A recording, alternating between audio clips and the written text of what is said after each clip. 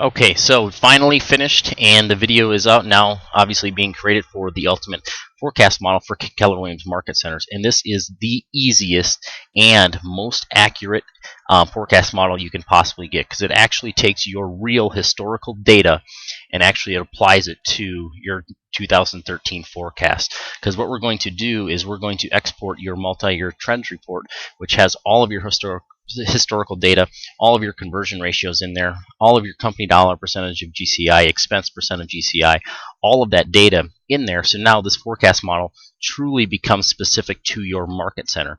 And then all you have to do is come in here and say how much money you want to make in 2013. And what it's going to do is it's going to go across and scrub all of your history and say, okay, if you're going to make $150,000, here is exactly what you will have to do in 2013 to get to that based off of your financial statement. So it's going to say, okay, if your expenses in 2013 are going to be this, so you fill out your budget as you would do in any forecast model. It says, okay, your total KW approved cost, which are down here at the bottom, are $241, and you want to make $150,000. So you're going to have to generate $390,000 worth of company dollar. To get to that, here's exactly what you have to do. So it's going to build it for you. So to do this, all you have to do is, once you have the program, we're going to get your historical data. To get that, we need your multi-year trends report. So we go to MYKW. You just go to reports. And also what it's going to do is it's going to generate very, very powerful reports for you to see specifically what's going on with your market center. So once we import this data, I'll show you what those reports look like, so then you can really sit down and crunch the numbers for your market center. And then you're going to click on market center on the left-hand side here. As long as you have a leadership role, MC or TL, you should be able to access this report, or OP. So you click on that, and there's going to be a report on the left-hand column called Market Center Multi-Year Trends Report. Click on that. And I'm going to have a few extra show up on here. I have a different role that allows me to see a few more. So you should just see your market center. Once this loads here, I'll show you. So I'm going to do Rochester. So I click on that. So you should just see this like this. And then on the top left, all we're going to do is we're going to export this data so we can put it into the program, and then it instantly gives it the brain power it needs to operate for your 2013 forecast. So export this report. And again, this does not matter. This program is smart enough to know if you only have 3 years of historical data, 2 years, whatever it is, it's going to know and adjust to only grab that data instead of a 5-year history. So it will automatically do that. So click on the export up here, and it's crucial that you do this. Obviously, we're going to export it to Excel, but we have to do data only. We only want the data. We don't want all the graphics to come across. So click data only, and then export. And it's going to ask me to save it. I'm just going to save it to my desktop. And then I'm going to, it should automatically open for me. So here's all that gibberish. All you have to do is right click on the top. That selects everything. Copy it. Go to your forecast model, and on that export tab, right click on the top left corner, and then paste. And now what it's going to do is it's going to go and grab all of your 2012 data, all the conversion ratios, all the history of your market center and seasonality of your market center, and it's going to apply that to the system. So when you're trying to forecast 2013, it knows exactly how you operate. So I've got that. Another cool feature that we're going to do is on the financial statement, when we're doing our budget for 2013, everybody always says, well, what did we do last year? What did we do last year? So we're going to incorporate that into this forecast model. And that's this pink column right here. So this is 2012. So all we have to do is run a financial statement for a month that's been transmitted. So if you're through September, run your September financial. If you're through October, run your October financial. And all you're going to do, and that's in Account Edge, and that's the one that looks just like this. Right before you transmit, you usually have this. It looks just like this. You can prepare the text file, that file. So all you're going to do is, once you get this, is again, we're just going to take this data, right-click, copy, then we're going to jump back to our forecast model, and on that financial statement, we're going to right-click, but we're going to do something different here. We're going to paste the values of this financial statement. So paste special, and then paste the values, and hit OK. Now it's got that financial statement. So now it's going to go in there and grab all your history Okay, sorry, the video cuts out there after 5 minutes, so I'm just going to group these together.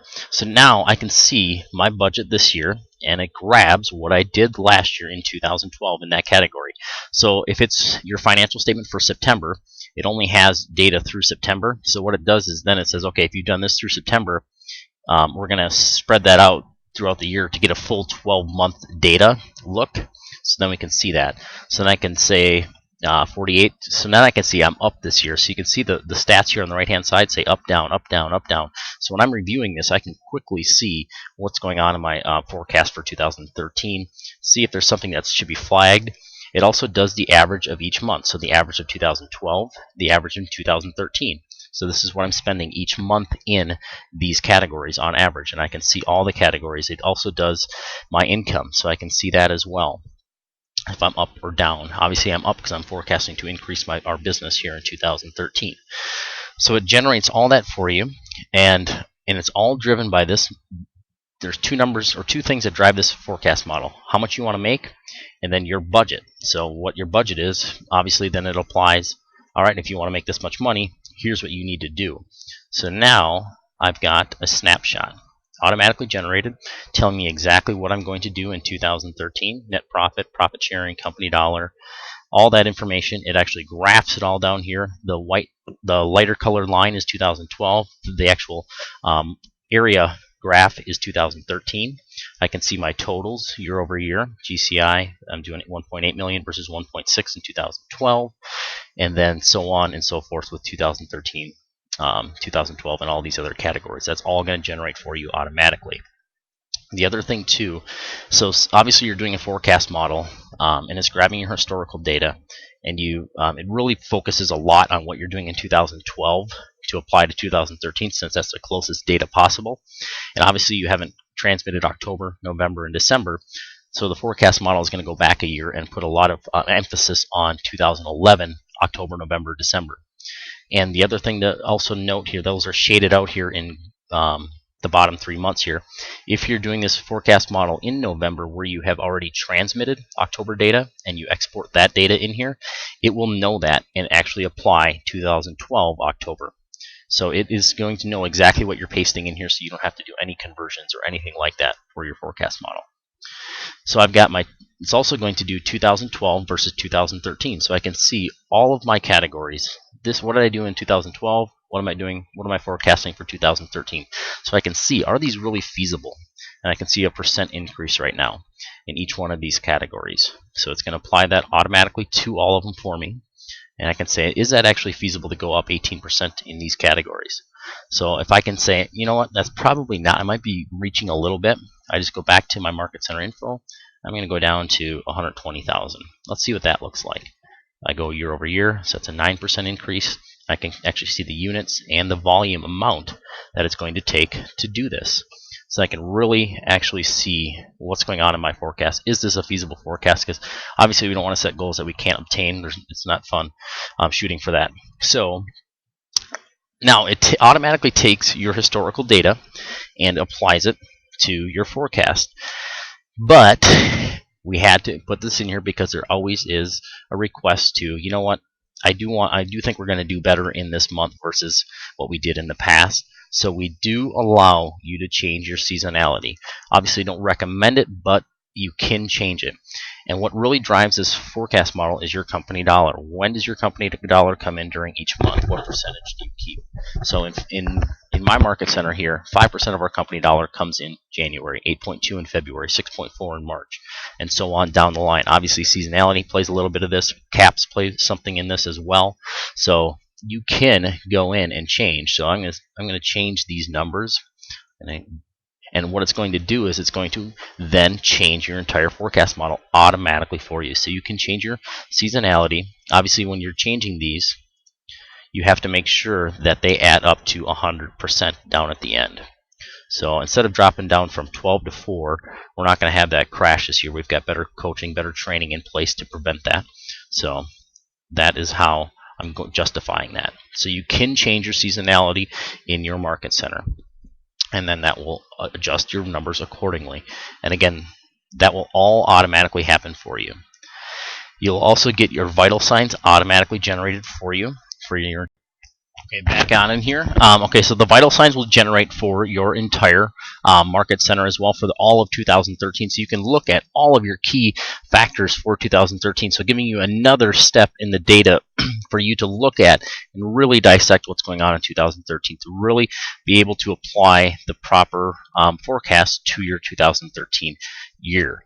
Also, the recruiting is on this tab right here. So recruiting tab, there's just two sections. So you've got your agents recruited in the green and then agents removed in the red. So all you have to do is for September, enter in your agent mix as of September 2012. So we put in how many cappers, half cappers, quarter cappers, new agents we have, 47 agents. And then we're going to go in and input what our forecast is, because we do have to forecast out 2012 what we're going to do for our recruiting. If you're doing this after October, you can really actually just apply what really happened in October and then forecast the remainder of 2012 and then all the way through 2013. So how many added each month of each type of agent. Then you can also do a remove of agents as well, and it will chart it down here for you. So the green obviously is agents added, the red would be removed for each month, and then it will total it here on the right hand side for you. So 15 and 5 right now is what I have in here. The other thing you want to do is change this number up here to fit your market center, and this is what percentage of your agents are considered contributing. Again, this isn't producing, this isn't agents that are actually in production in your office. This is of your agents, what percentage of your entire agent count has the ability to contribute company dollar to your market center if they have a closing. So you can get that off your vital signs report off of MYKW right now. That is on there. But you want to input that in there so then it can apply how many agents are contributing versus total agent count for the forecast model. Now, the new thing again this year is this forecast model. Obviously, it's not KWRI's forecast model. And obviously the reason we make this is because we've had a lot of people just struggle a little bit with it. It's a little intense. So this makes it very easy and actually, I think, 10 times more accurate because we're using that historical data to forecast your future. Now, this year, we can actually import this data into the forecast model. So all of your goals come in here just like this. This is all the data that KWRI wants. So once you're regionally approved and you're ready to import your data, all you have to do is there's a button right here. Just click here, and we're going to get this file that actually allows us to import it into MYKW. So you just click on that. It's going to pop up a warning, say, are you sure you want to download the file? Hit OK. And it's going to give you this file right here. So I'm just going to delete that data. It had my stuff in there from before. Then all you have to do, in the blue it tells you exactly what to do, is grab the data.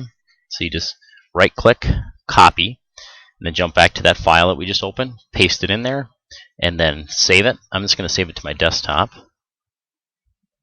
and replace that and hit continue. So I saved it.